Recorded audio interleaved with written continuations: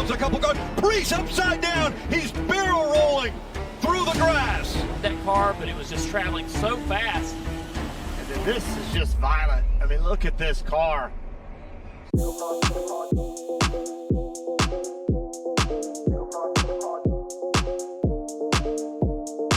Speed, rivalries, and championships. NASCAR is an action-packed experience for anyone who loves the thrill of racing. However, apart from the entertainment value it provides, the dangerous nature of the sport often leaves fans perturbed. In this video, we have curated some heart-pounding incidents for you when racing legends risked it all, creating some of the most unforgettable moments in NASCAR history. So, buckle up as we take you through NASCAR's top 10 barrel rolls. Our journey starts in 1971 at the Daytona International Speedway during the Daytona 500. While Richard Petty clinched the Daytona track for a record-breaking third time, all eyes were set on Maynard Troyer, whose day took a dramatic turn.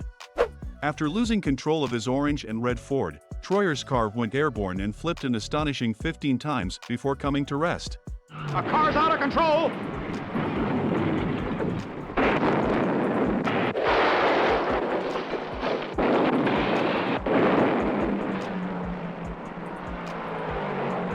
Maynard Troyer's Ford number 60 flips an incredible number of times.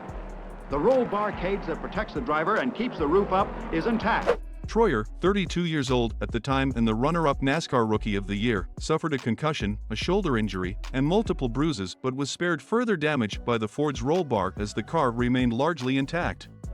Almost 2 decades later, in 1991, Darrell Waltrip had a terrifying crash at Daytona. Waltrip's car took flight, tumbled, and rolled after a nudge from Alan Kulvitsky. All we can say is Waltrip's survival was a miracle.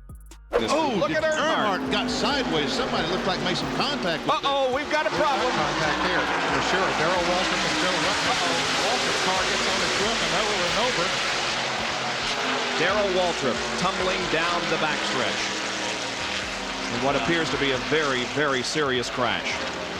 Joe Rutten, the other car involved in that incident. Darrell Waltrip. Moving ahead, Davey Allison's 1992 crash at Pocono Raceway was so scary that it left his Thunderbird unrecognizable. After contact with Darrell Waltrip, his number 28 Thunderbird slid into the grass and tumbled end over end multiple times.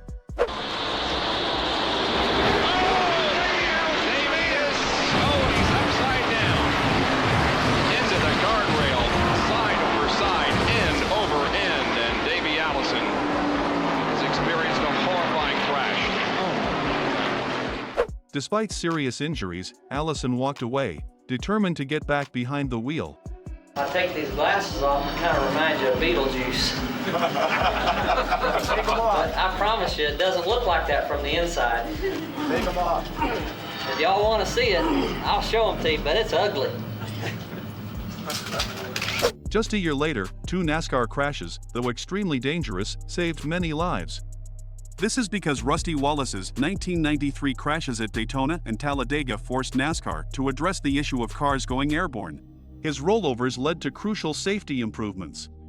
First came the season-opening Daytona 500, where after contact with Darrell Cope and Michael Waltrip in the waning laps, Wallace spun and tumbled 8 times along the backstretch. Yeah, Daytona was terrible. We get to Daytona and take off and had a great car, a good run, and had a big wreck. Trouble behind Rusty Wallace is turning over. Rusty Wallace, 20 feet in the air, spinning, crashing. End over end and flipped, and my gosh, and I left there thinking this is terrible. We go to the next races and run great. Next, about 3 months later, came the Winston 500 at Talladega. A last-lap nudge from Dale Earnhardt in the Trioval turned Wallace's Pontiac around.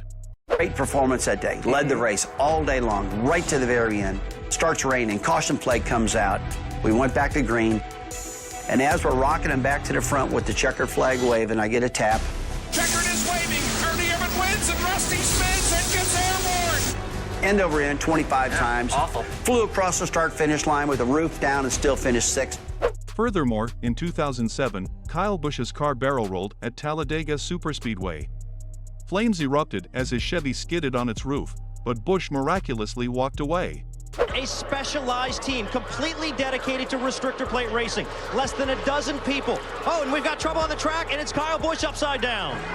Big time crash. Kyle Busch goes upside down and rolls down across on his roof here on lap 26. Cars comes back over, and now side over side, barrel rolls. And comes to rest on its wheels.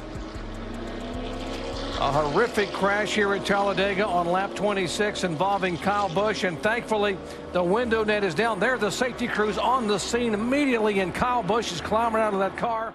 And just the next year, Michael McDowell's 2008 Texas Motor Speedway crash saw his Toyota tumble and roll multiple times.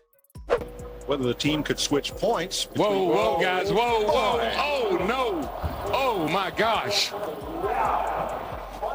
I have never seen anything like that in my life. He hit that wall a ton. Oh, my gosh. Michael's moving around in the car.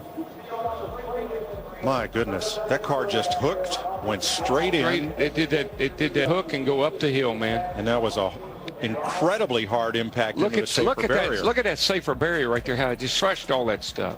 Although McDowell's resilience and safety measures fortunately saved his life. And you walked out of there with a smile on your face. How are you feeling? Well, I feel upset for the Aaron Dreams machine guys. You know, I came off a 4 on that first lap, and, you know, I just felt a little bit off, like something wasn't right, maybe just, and I went down into 1, and I don't know if it was just the oil dry or if something happened, but, you know, it's real unfortunate for those guys. I hate to make that much work for the guys back at the shop, and, you know, just fortunately that I'm okay. You know, thank God I got to see that replay. It wasn't very good, and no, but, you know, everyone back at the shop that spends the time putting the seats in and making these cars safe, I mean, that's one of the worst wrecks I've seen for sure in a while, and I'm not excited I had to participate in it, but, you know, we'll pull the backup out, and we'll get out there and get in race trimming tomorrow, and we'll be fine. And continuing the streak, Joey Logano's 2009 flip at Dover International Speedway was one for the books. His JGR Toyota went airborne, but Logano's modern NASCAR car kept him safe. Joey Logano. Big crash. Oh, he's upside down. Over and over, Logano goes between 3 and 4. No.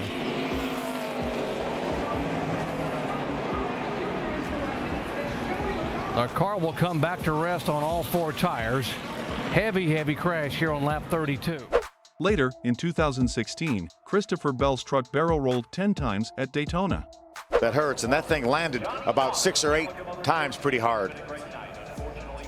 What about Brandon Brown? He slides through there. Looks like he's going to be credited with a 4th place finish.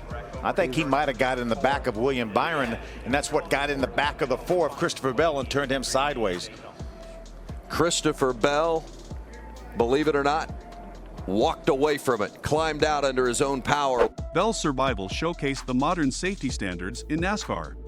You're right, I have flipped a couple times in my open wheel days, but the biggest thing about the stock car is it might not hurt as bad because you got more material around you, but the G-forces were way more, just because I think the biggest thing was you're sitting to the left compared to an open wheel car. You're in the center of the car, so everything's flipping around you, where in the stock cars you're off to the side of the truck. So whenever you start barrel rolling, you know, it's trying to throw you out of the car. Fast forward to 2023, and Ryan Preece had a terrifying flip at Daytona. Going down the back straightaway, he makes a move or gets help from behind, and the car goes into the infield air. It just lifts right up off the ground. Violent wreck. It's a push from the 43 car, and it's airborne. I mean, I thought that maybe it hit, you know, the road course or some curbing or something. His car somersaulted multiple times, but Preece miraculously emerged shaken but alive. After it, a little bit of bruising, but nothing too crazy. How are your eyes? Because I figure you're gonna ask, so here you go. They aren't bad. I mean, I'm just gonna put an end to it right now, because obviously what I want you all to know is racing in general, whether you're racing a sprint car or modified anything, it's dangerous. So there's consequences to everything.